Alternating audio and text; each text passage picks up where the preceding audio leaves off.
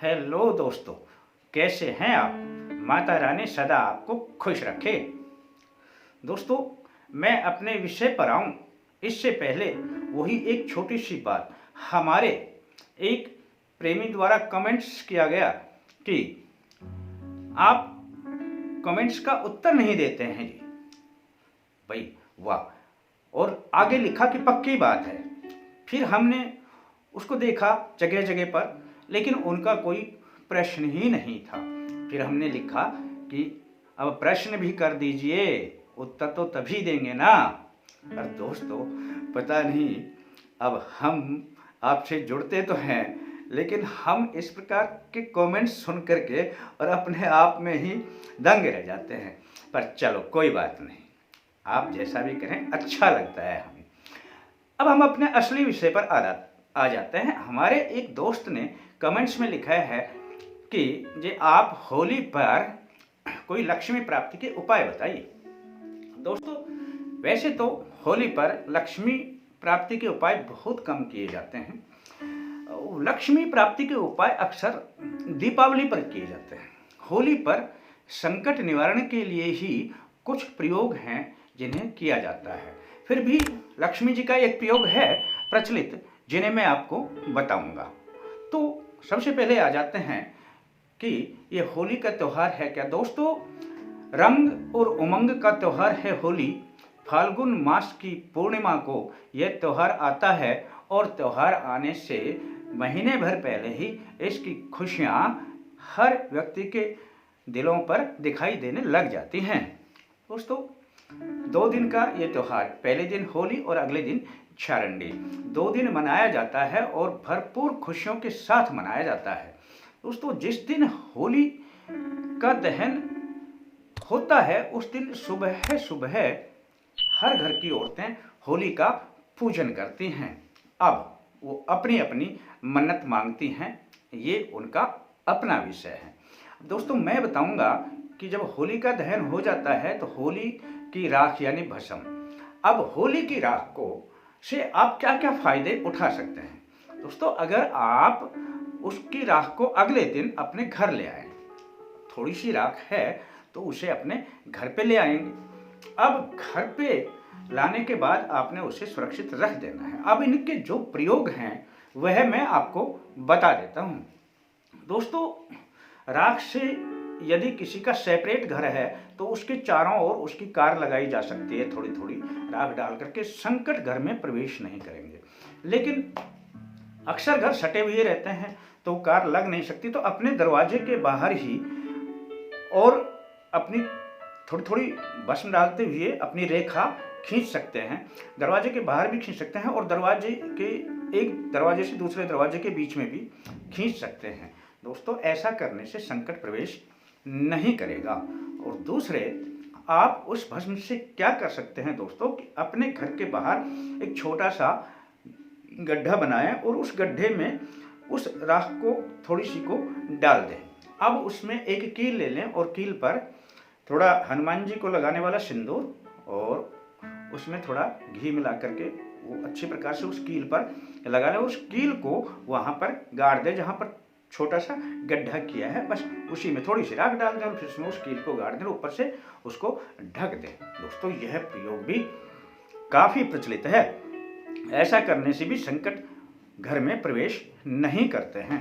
दोस्तों, कहीं पर जा रहे हैं और आपको लगता है कि मेरे को ऐसी जगह पर जहाँ मेरे बचाव हो और मेरे को कुछ ना हो, कोई संकट ना आए, सफ़र में है, तो इस प्रकार भी आप उस राख को अपने गले के नीचे यहाँ पर हल्का सा लगा सकते हैं। आपकी वह रक्षा करेगी।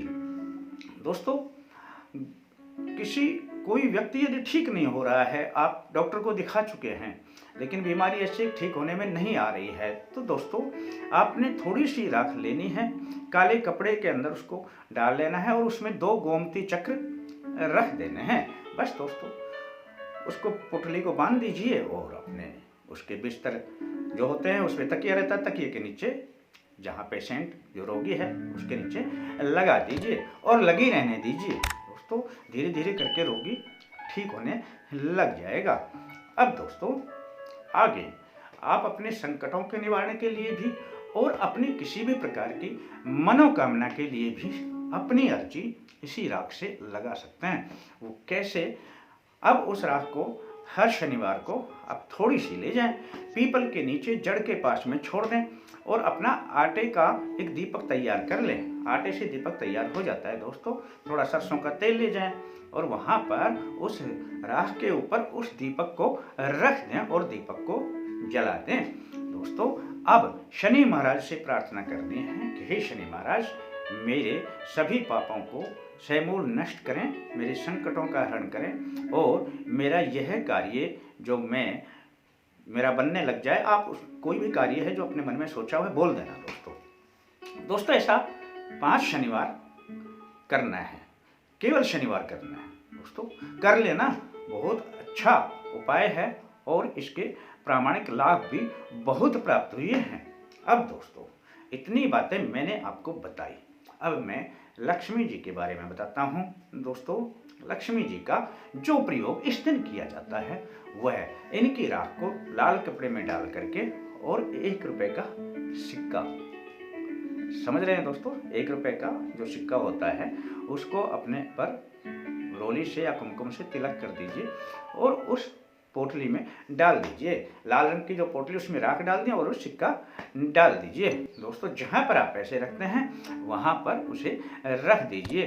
धीरे धीरे करके पैसों का आवागमन बढ़ने लग जाएगा। पैसे आएंगे, ना तो पैसे खर्च भी होंगे, लेकिन जो खर्चा होगा अपने हिसाब से होगा, पैसों का आना ज़्यादा लग जाएगा दोस्तों। इस प्रकार करेंगे तो इसका पूरा लाभ होगा दोस्तों। ये हैं अपनी होली के चमत्कारिक लाभ दोस्तों। यूँ तो बहुत प्रकार के उपाय और भी किए जाते हैं, लेकिन कुछ उपाय जो प्रचलित होते हैं उन उपायों के बारे में ही हम आपको बताया करते हैं।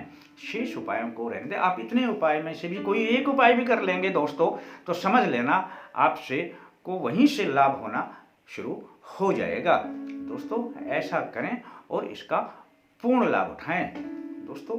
अब अपने कमेंट्स करते हुए दोस्तों हमें ठीक प्रकार से लिखें।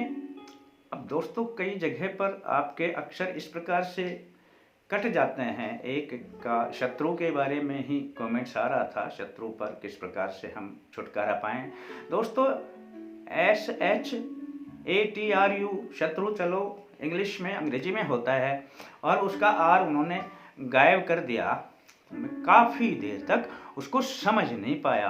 अब शातु पढ़ूं या कुछ पढ़ूं, उसको मैंने अंदाजे से फिर अनुमान लगा करके ही देखा। और उसका दूसरा कमेंट एक और था जिसमें उसको शत्रु शब्द लिखा हुआ था। तब मैं जान पाया कि इस प्रकार से यह शब्द शत्रु है दोस्तों।